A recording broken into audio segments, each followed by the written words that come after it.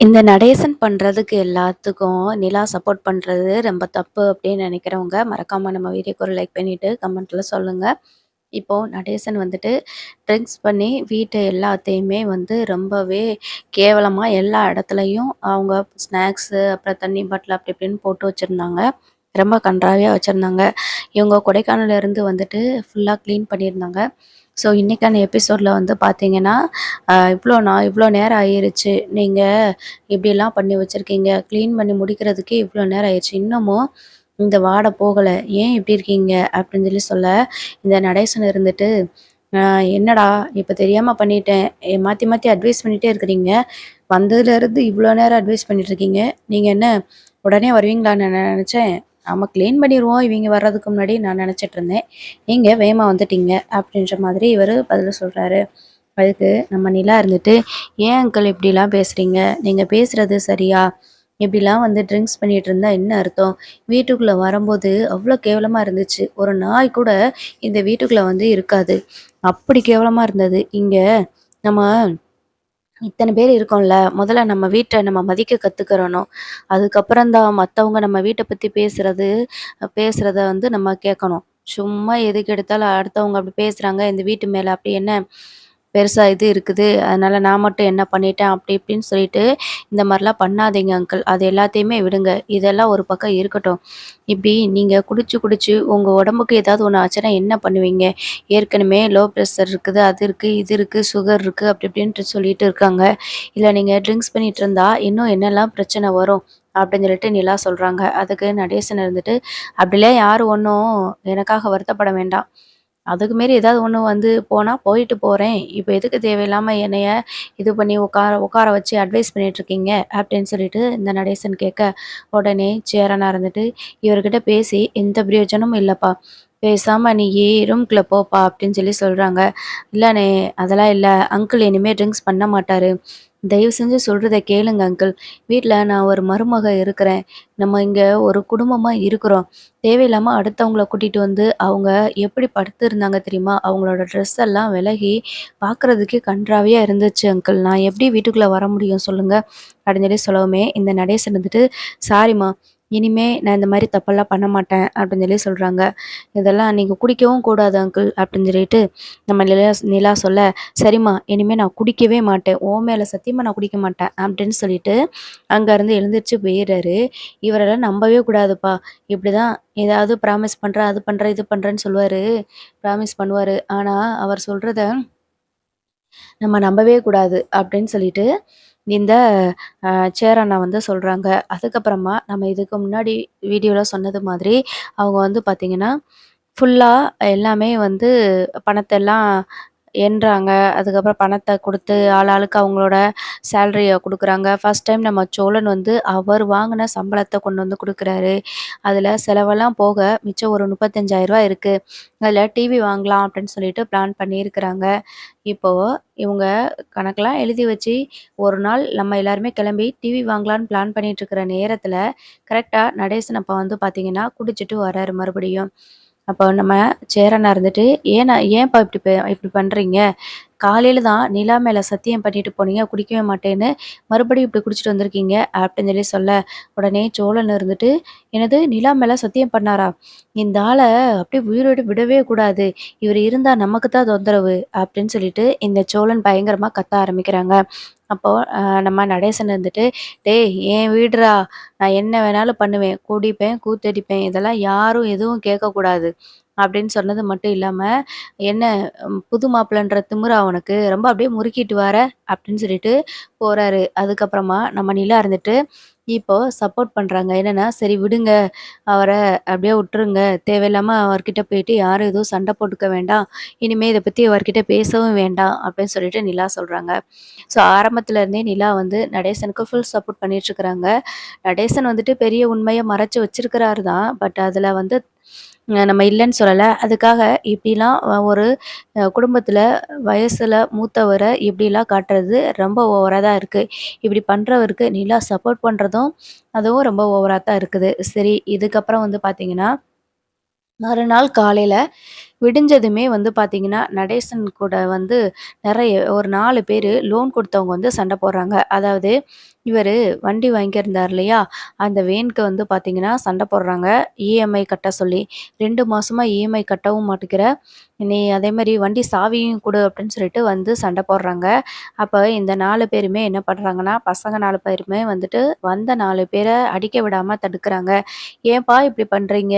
இந்த வீட்ல மத்தவங்களால கூட பிரச்சனை வரலப்பா. உங்களால தான்ப்பா தினமும் விடிஞ்சது உடனே ஏதாவது ஒரு பிரச்சனைய குடுத்துடுறீங்க. எங்கள நிம்மதியாவே இருக்க விட மாட்டீங்களா?" அப்படின்னு சொல்லிட்டு சேரண்ண கத்த. உடனே இந்த நடேசன் இருந்துட்டு, "டேய் இப்ப என்னடா?" "ஆமா, எனக்கு கையில இருந்த காசெல்லாம் செலவாயி போச்சு. சவாரியும் சரியா வரல. அதனால இந்த 2 மாச டியூ என்னால கட்ட முடியாம போயிருச்சு. பேசாம நீங்களே லோன கட்டி விட்டுருங்க." அப்படின்னு சொல்லிட்டு இந்த நடேசன் சொல்ல, சோழனுக்கு வந்துச்சு பாருங்க கோவம். "உனக்கெல்லாம் என்னத்த சொல்ல? ஏய்யா! நீலாம் வந்து தண்ணி அடிச்சுட்டு ஆட்டமா ஆடிக்கிட்டு இருப்ப. நீ பாட்டுக்கு வண்டி வாங்கி வச்சுட்டு, அதுக்கு நாங்க இஎம்ஐ கட்டிக்கிட்டு இருக்கணுமா? இத்தன வருஷமா நான் வாடகை கார் தான் ஓட்டிட்டு இருக்கேன். சொந்தமா கூட கார் வாங்கல. மாசம் மாசம் நம்ம இஎம்ஐ கட்டணுமே அப்படின்னு சொல்லிட்டு இஎம்ஐ கட்டுறதுக்கு பயந்துட்டு, நீ என்னடான்னா வாங்கி வச்சுட்டு 2 மாசம் இஎம்ஐ கட்டாம இருக்கு. கட்டிருங்கன்னு சொல்லிட்டு இருக்கிற. அப்படிலாம் கட்ட முடியாது." அப்படின்னு சொல்லிட்டு சோழன் கோவப்படுறாரு. அதுக்கு அதுக்கு நான் என்ன பண்றது? வண்டியெல்லாம் எடுத்துட்டு போக விட மாட்டேன். இந்த இவிங்க இருக்காய்ங்க 4 பேரு. இவிங்க குடுப்பாய்ங்க காசு வாங்கிட்டு போ. இல்லன்னா கட்ட முடியாது போ. அப்படின்னு சொல்லிட்டு நடேசன் சொல்ல, பெரிய சண்டையா மாறுது. அப்பதான் நிலா இருந்துட்டு, இப்ப எதுக்கு தேவையில்லாம வந்து கத்திட்டு இருக்கிறீங்க? அவரு 2 மாசம் இஎம்ஐ கட்டலைன்னா, அடுத்த மாசம் சேர்த்து கட்டிருவாங்க. எங்களுக்கு கொஞ்சம் டைம் குடுங்க அப்படின்னு சொல்லி சொல்றாங்க. அதே மாரி தான் சேரனனும், ஆமாண்ணே உங்களுக்கு என்னைய பத்தி நல்லாவே தெரியும்ல.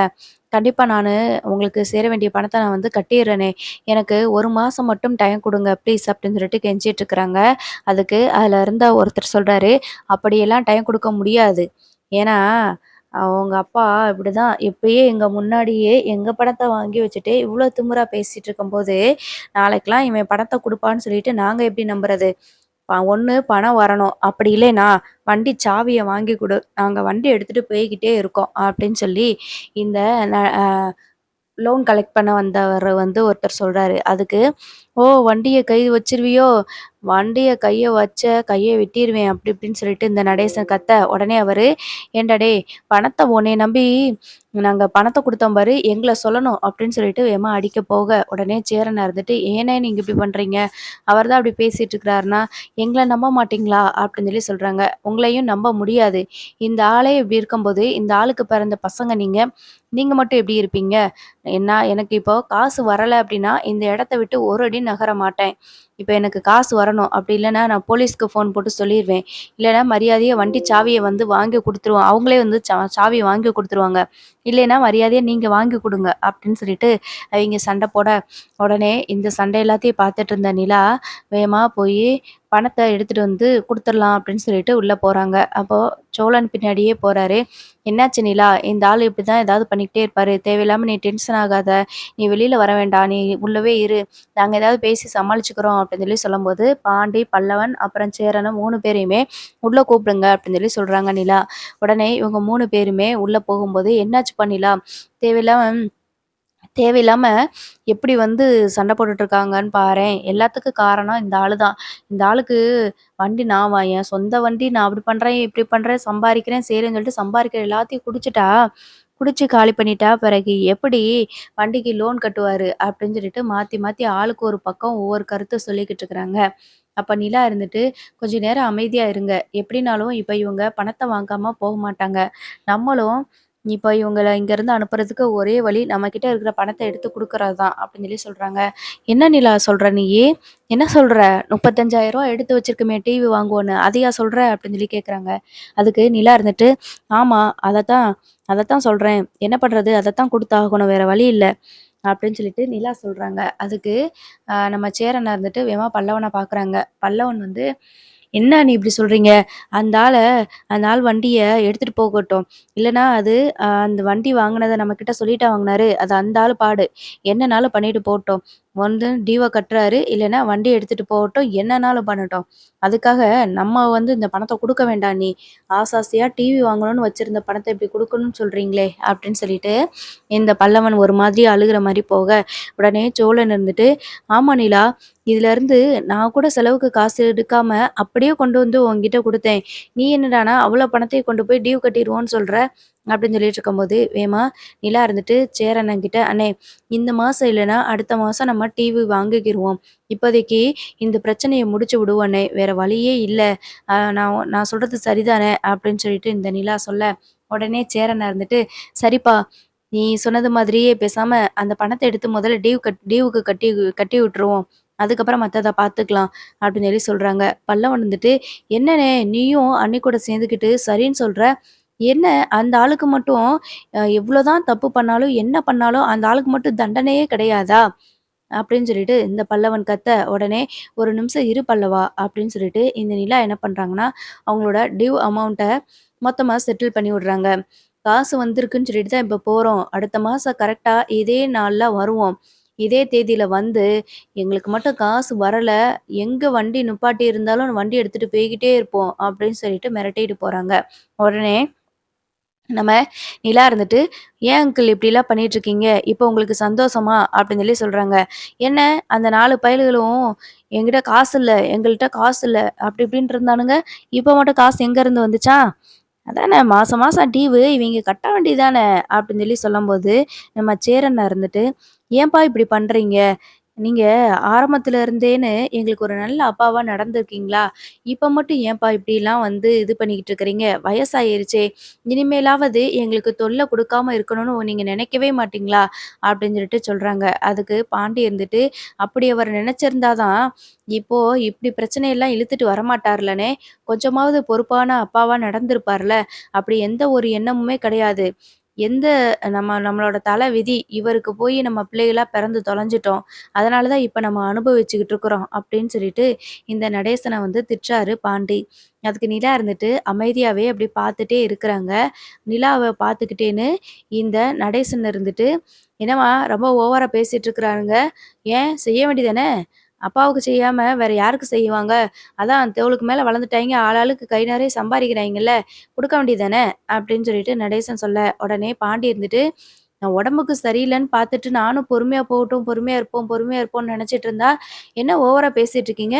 சின்ன வயசுல நீங்களா எங்கள வளர்த்தீங்க? ஏதோ ஓடி ஆடி சம்பாரிச்சு கொண்டு வந்து மொத்தத்தையும் எங்ககிட்ட குடுத்து எங்கள வளர்த்த மாதிரி பேசிட்டு இருக்கிறீங்க. எங்க அம்மாவ கொன்னுட்டு நீங்க போய் ஜெயில்ல உட்காந்துக்கிட்டீங்க. அனாதையா விட்டுட்டு போனவங்க தானே நீங்க. நாங்க தானே கஷ்டப்பட்டு சேரணம் தானே எங்கள வளர்த்துச்சு. ஏன்னா 5க்கு 10க்கு வேல பார்த்து பசியோட, பட்டினியோட இருந்தது எங்களுக்கு தானே தெரியும். ஏதோ பெரிய ஒரு பொறுப்பான அப்பா, நல்லா உங்களுக்கு செய்ய வேண்டிய கடமைகள்லாம் நான் செஞ்சு வச்சுட்டேன். அவங்கள எல்லாத்தையும் நான் செட்டில் பண்ணிட்டேன். இனிமே என்னைய பார்த்துக்க வேண்டிய பொறுப்பு உங்களோடது." அப்படின்ற மாதிரி சொல்றீங்க. என்னத்த பார்த்து நீங்க தவிச்சு போயிட்டீங்க? உங்களுக்கு நாங்க செய்றதுக்கு. கண்டிப்பா நீங்க இப்போ இந்த டியூவ கட்டினதே பெரிய தப்பு தான்.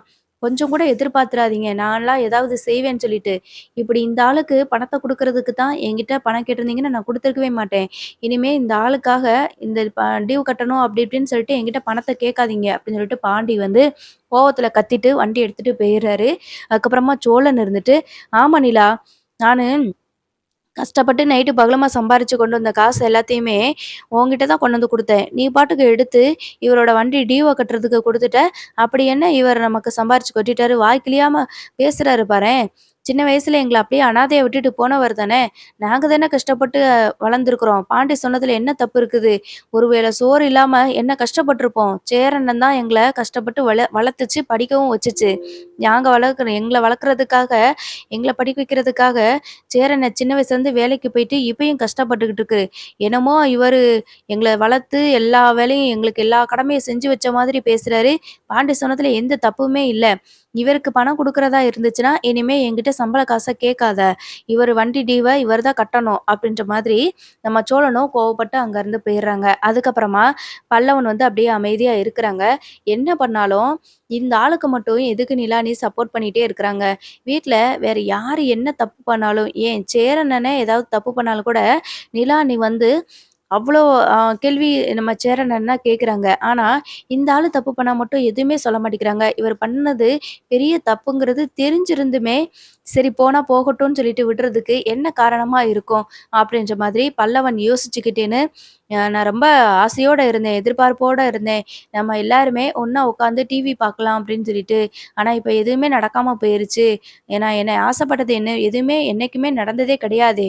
அப்படின்னு சொல்லிட்டு அவங்க வருத்தப்பட்டுக்கிட்டே அதாவது பல்லவன் வருத்தப்பட்டுக்கிட்டே வந்துட்டு ரூம்குள்ள போய் கதவ பூட்டிக்கிட்டு உட்காந்து அழுக ஆரம்பிக்கிறாரு. அவர் எப்பயுமே சின்ன பிள்ளைத்தனமா அழுதுட்டே தானே இருப்பாரு. அப்போ நிலா இருந்துட்டு, "நான் உங்கள்ட்ட பல தடவ சொல்லிட்டேன் அங்கிள். உங்களுக்கும் நான் பல தடவ அட்வைஸ் பண்ணிட்டேன். இனிமே நான் சொல்றத நீங்க கேட்க போறது இல்லன்னு எனக்கு நல்லாவே தெரிஞ்சு போச்சு. நீங்க வண்டி வாங்குனது பெருசு கிடையாது. இப்டி பிள்ளைங்களுக்கு கஷ்டம் குடுக்குறோமே அப்டின்னு நீங்க கொஞ்சம் கூட நெனைக்கவே மாட்டீங்களா?" அப்டின்னு சொல்லி சொல்றாங்க. அதுக்கு நம்ம சேரனா இருந்துட்டு, "அதானே நீங்க கொஞ்சம் கூட எங்களுக்கு கஷ்டம் குடுக்கணும்னு கஷ்டத்தையே குடுத்துட்டே இருக்கீங்களேப்பா மாத்தி மாத்தி. கொஞ்சம் கூட நாங்க பாவம் அவங்க என்ன பண்ணுவாங்க அப்டின்னு சொல்லிட்டு நீங்க யோசிக்கவே மாட்டீங்களாப்பா?" அப்படின்னு சொல்லிட்டு நம்ம பல்லவன் வந்து சாரி நம்ம சேரன வந்து நடேசன் கிட்ட சொல்ல, உடனே நடேசன் வந்துட்டு, "என்னடா ஒரு 2 மாசம் டியூவ குடுத்துருக்கீங்க. அதுக்கு என்னடா ஓவரா அலம்பல் பண்ணிட்டு இருக்கீங்க? அங்கிட்டு அங்கிட்டு போய் பாருங்க. பெத்தவங்களுக்கு எப்படிலாம் செய்றாங்கன்னு." அப்படின்னு சொல்லி இந்த நடேசன் வந்து சொல்ல, உடனே நிலா இருந்துட்டு, "அங்கிள் எல்லாமே ஒரு அளவுக்கு தான் அங்கிள். நானும் உங்களுக்கு எவ்வளவோ சப்போர்ட் பண்ணியிருக்கேன். ஆனா, இப்ப நீங்க பண்றதெல்லாம் ரொம்ப தப்பா இருக்குது. இப்ப நீங்க எங்ககிட்ட சொல்லாமலே வேன் வாங்கிட்டு வந்துட்டீங்க. சரி வேன் வாங்கிட்டு வந்தா, அதுல சம்பாரிக்கிற காச வீட்டுக்கு தருவீங்கன்னு பார்த்தா, வீட்டுக்கும் தரமாட்டேன்னு சொல்றீங்க. சரி உங்களோட செலவையும் பார்த்துக்கிட்டு வண்டி டியூவையும் நீங்களே கட்டிக்குவீங்க அப்படின்னு பார்த்தா, அதுவும் பண்ண மாட்டேங்கிறீங்க. அப்போ நீங்க வேலை பார்க்குற காசு எல்லாத்தையுமே இப்படி ட்ரிங்க்ஸ் பண்ணி எல்லாத்தையுமே அழிச்சுட்டா, பொறுப்பான அப்பாவா நீங்க எப்பதான் இருப்பீங்க? முதல்ல நீங்க திருந்தணும் அங்கிள். அப்பதான் இந்த ஊரு நம்ம குடும்பத்த பத்தி பேசுறத மாத்திக்கிறோம். இல்ல நீங்க இப்படி தண்ணி அடிச்சுட்டு, இப்படிலாம் பண்றது வரைக்கும் இந்த ஊர்ல நம்ம வீட்டுக்கு எந்த பெருமையுமே வந்து சேராது. இன்னமும் கேவலமா தான் பேசுவாங்க. நாளைக்கு நான் கல்யாணம் பண்ணிட்டு மத்த பொண்ணுங்களும் வந்துட்டாங்க அப்படின்னா, உங்கள எப்படி அவங்க மதிப்பாங்களா சொல்லுங்க? கொஞ்சம் கூட மதிக்க மாட்டாங்க. நான் சொல்றத சொல்லிட்டேன். அதுக்கு மேல உங்க விருப்பம். இனிமே அடுத்த மாசத்துல இருந்து வண்டிக்கு டியூ நீங்க தான் கட்டணும். அப்படி இல்லைன்னா, நீங்க சம்பாரிக்கிறதுல உங்க செலவு போக ஒரு ஷேர என்கிட்ட குடுங்க. நான் பார்த்துக்கிறேன் வண்டி டியூ கட்டுறத.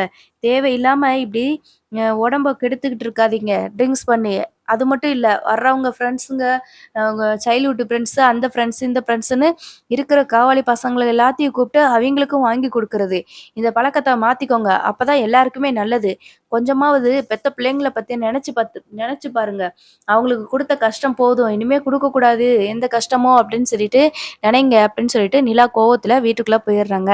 அதுக்கப்புறமா சேரனா இருந்துட்டு, இவர நம்ம என்னதான் பண்றது? என்ன பண்ணாலும் இவரு திருந்த போறது கிடையாது. ஆனாலும் அடுத்த மாசத்துக்கு அவர் வண்டிக்கு டியூவுக்கு தேவையான பணத்தையும் நம்மளே சேர்த்தே சம்பாரிச்சுருவோம். வேற வழி இல்ல. அப்படின்னு சொல்லி சேரண்ணா வந்து மனசுக்குள்ள நெனச்சுக்கிட்டேன்னு, அவ அவரு அப்படியே வேலைக்கு வந்து எல்லாத்தையுமே பேக் பண்ணி வச்சுட்டு கெளம்புவாரு. அப்ப நிலாவ கூப்பிட்டு, "நிலா நான் வேலைக்கு கெளம்பிட்டேன்ம்மா" அப்படின்னு சொல்லி சொல்லுவாங்க. சரிண்ணே பார்த்து போயிட்டு வாங்க. மதியத்துக்கு லஞ்சுக்கு வந்துருங்கண்ணே. நான் சாதம் செஞ்சு ரெடி பண்ணி வச்சுர்றேன்" அப்படின்னு சொல்லி சொல்லும்போது, "இல்லம்மா நான் எல்லாமே ரெடி பண்ணிட்டேன். நீயும் ஆஃபீஸ்க்கு போகணும்ல" அப்படின்னு சொல்லி சொல்றாங்க. "ஆமாண்ணே, நானும் ஆஃபீஸ்க்கு போகணும். இன்னும் 1 மணி நேரம் கழிச்சு தான் கிளம்புவேன்" அப்படின்னு சொல்லி சொல்றாங்க. "அதான் அதுக்கு முன்னாடி நானே சமைச்சு வச்சிரலாம்னு நெனச்சேனே" அப்படின்னு சொல்லிட்டு நிலா சொல்லும்போது, "இல்லப்பா நான் ரெடி பண்ணிட்டேன். நான் சமைச்சுட்டேன். நீங்க அ க ம டிஃபன மட்டும் எடுத்துட்டு லஞ்ச் கட்டிட்டு போப்பா" அப்படின்னு சொல்லிட்டு, இல்லைன்னா லஞ்ச் கட்டி தரவாப்பா அப்படின்னு சொல்லிட்டு கேட்குறாங்க. "இல்லண்ணே நான் பார்த்துக்கிறேன்" அப்படின்னு சொல்லவுமே, சரின்னு சொல்லிட்டு இவங்க வந்து கிளம்பிர்றாங்க.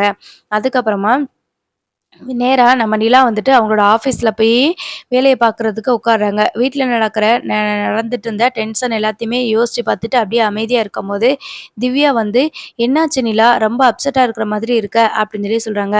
"அப்படிலாம் எதுவும் இல்ல" அப்படின்னு சொல்லிட்டு நார்மலா அடுத்து பேச ஆரம்பிக்கிறாங்க. வேலைய பார்க்க ஆரம்பிக்காங்க.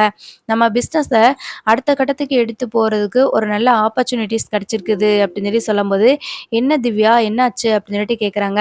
"ஆமா, இப்போ ஒரு டெண்டர் ஒண்ணு வந்திருக்குது. அதுல யாரு பெஸ்ட்டா டிசைன் பண்ணி குடுக்குறாங்களோ, அந்த டிசைன் பண்ணவங்களுக்கு வந்துட்டு அந்த ப்ராஜெக்ட் குடுக்குறது மாதிரி ஒரு இந்தியாவிலேயே நம்பர் 1 கம்பெனி. அது நான் இந்தியாவுல மட்டும் கிடையாது. பல நாடுகள்ல வந்து அவங்க பிரான்ச்சஸ் வச்சிருக்கிறாங்க. அங்கருந்து தான் இந்த மாதிரி ஒரு டெண்டர் வந்திருக்குது."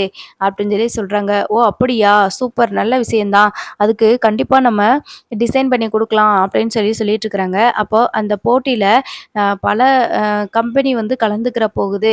அதுல எல்லாருமே நல்ல டெவலப் ஆன கம்பெனி தான். அதுல சின்ன கம்பெனிக்கும் இடம் கிடைக்குமா? நம்மளும் போய் ஜாயின் பண்ணிக்கலாமாங்கிறது தெரியல. பட் இருந்தாலும் நான் ஃபார்ம் ஃபில் பண்ணி எனக்கு அப்ளை பண்ணலாம்னு நெனச்சிட்டு இருக்கிறேன் அப்படின்னு சொல்லி சொல்றாங்க. நல்லது தான் திவ்யா. கண்டிப்பா நம்ம அப்ளை பண்ணுவோம். நம்மளால முடிஞ்ச அளவுக்கு நம்மளோட பெஸ்ட்ட குடுப்போம். அதுக்கப்புறம் செலக்ட் ஆகுறதும், ஆகாததும் அத அப்புறம் பார்த்துக்கலாம். நம்ம முயற்சி பண்ணி பார்க்குறதுல எந்த தப்பும் இல்லைல அப்படின்னு சொல்லிட்டு இந்த நிலா சொல்ல, உடனே திவ்யாவும் சரி ஓகே. அப்ப நான் இன்னைக்கே அப்ளை பண்ணி விட்டுறவா? அப்படின்னுட்டு கேட்குறாங்க. கண்டிப்பா அப்ளை பண்ணிரு. அவங்க டிசைன்ஸ் எந்த மாதிரி எதிர்பார்க்குறாங்க, என்ன கான்செப்ட்ன்னு சொல்லிருவாங்கல்ல. நம்ம ரெடி பண்ணி குடுத்துரலாம் அப்படின்னு சொல்லிட்டு நிலா சொல்றாங்க. ஸோ இந்த ஒரு ப்ராஜெக்ட் வந்து பார்த்தீங்கன்னா, அவங்க முடிச்சு குடுக்கும்போது ஒரு நல்ல பணம் ஒரு ஒரு அமௌண்ட் வந்து அவங்களுக்கு நிலாவுக்கு வந்து கிடைக்கும். அது மட்டும் இல்லாம, இதே மாதிரி இன்னும் நெறைய ப்ராஜெக்ட்ஸ் கிடைச்சு, நிலா வந்து அடுத்த கட்டத்துக்கு போறதுக்கான ஒரு நல்ல ஒரு வாய்ப்பா அமையும். ஸோ அதத்தான் வந்து அடுத்தடுத்த எபிசோட்ல காட்டப் போறாங்க. அது மட்டும் இல்ல, இந்த ராகவ் வந்து ரீஎன்ட்ரி குடுக்க போறாரு. அதாவது இந்த காம்படிஷன்ல வந்து இந்த போட்டியில வந்து பார்த்தீங்கன்னா, இவங்க நிலா ஃபர்ஸ்ட்டு வேல பார்த்த அந்த கம்பெனில இருந்தோ, ராகவோட கம்பெனில இருந்தோ அந்த மேனேஜர் இருப்பார் இல்லையா? அவருமே வந்து இந்த போட்டியில கலந்துக்கலான்னு சொல்லிட்டு அவருமே அப்ளை பண்ணியிருப்பாரு. ஸோ 1 வீக்ல வந்து பார்த்தீங்கன்னா, இதுக்கான பிரசன்டேஷன் டே வந்து நடக்கும். அப்பதான் வந்து எல்லாருமே வந்து மீட் பண்ணிக்கிருவாங்க. அதுல தான் நிலாவோட பழைய ஓனருங்களா வருவாங்களா? அவங்க கிட்ட அவங்கள மோதி இவங்களோட கம்பெனி ஜெயிக்குமா? இவங்களுக்கு இந்த டெண்டர் கிடைக்குமா? அப்படிங்கிறது தான் அடுத்தடுத்த எபிசோட்ல காட்டப் போறாங்க. பார்ப்போம்.